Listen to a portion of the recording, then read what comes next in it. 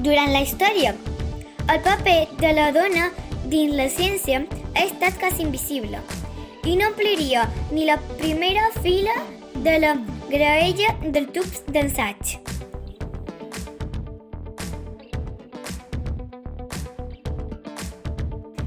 Segle XVIII. Sophie Germain, matemàtica. Segle XIX. Marie Curie, Premi Nobel de Física i Química. Segle XX. Rosalind Franklin, biofísica.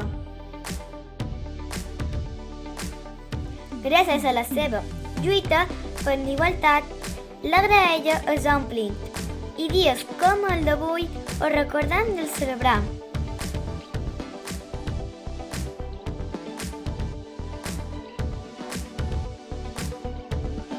Segle XXI. Margarita de Bar, biòloga. Arisa Carson, astronauta. Carol Shaw, enginyera. Maria Blasco, biòloga. I en un futur segur que moltes més dones ompliran més i més graelles.